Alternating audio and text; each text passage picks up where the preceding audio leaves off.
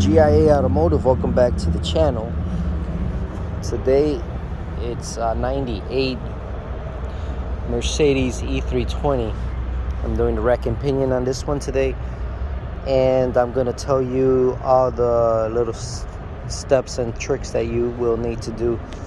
So for one, let's talk about how do you know you got a bad rack and pinion. So you got your power steering lines that run through here. Here's where your steering shaft connects to. That's connected to your steering wheel. And here are the outer tie rods on both ends. Inner tie rods are these right here. Past the nut right here is the outer tie rod. The seal for the shaft is right here, and a very positive indicator that your rack is bad is when you get a leak out of the seals right here. That is a definite bad rack. So this is one from the junkyard. Now let's go look underneath the car at the clearly bad one.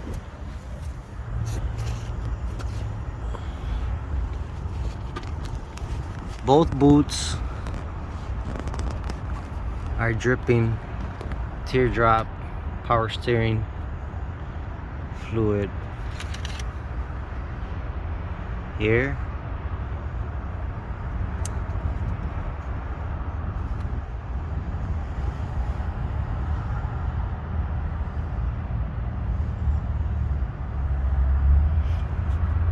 And the exact same picture is on the opposite side. Looks exactly the same on the boot.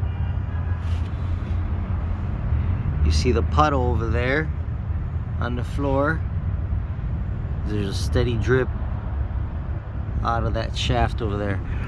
The seal over there behind this is the dust boot that protects the inner tie rod that bolts onto the rack and pinion.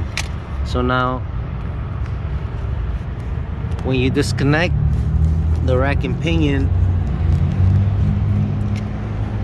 the part that connects to the steering wheel, it's a 13mm,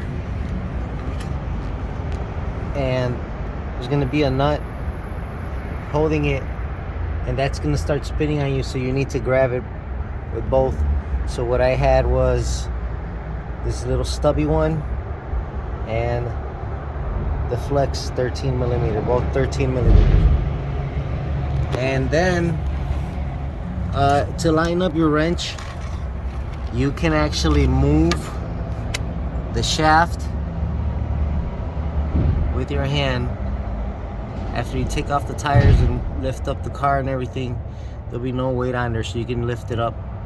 You can turn that shaft right here that you're looking at here. That's where that bolt goes in with the nut, but it's going to be on an angle where you won't be able to get it.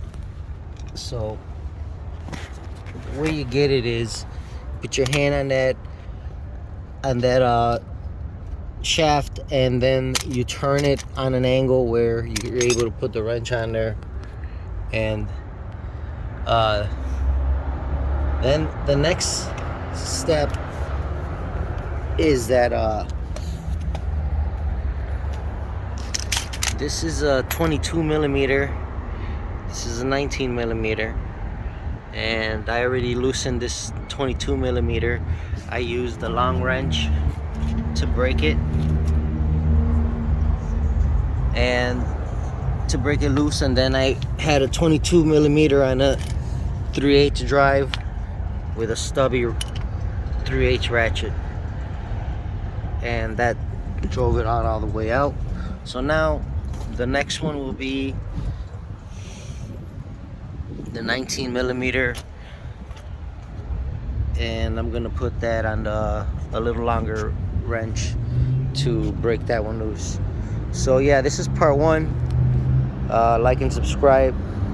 Look for part 2 on this same vehicle. I'll talk about what I did next to lower it down, and also I'm gonna talk about how there's a little electrical connection right here on the one I'm gonna be removing, and it's not on this older one. So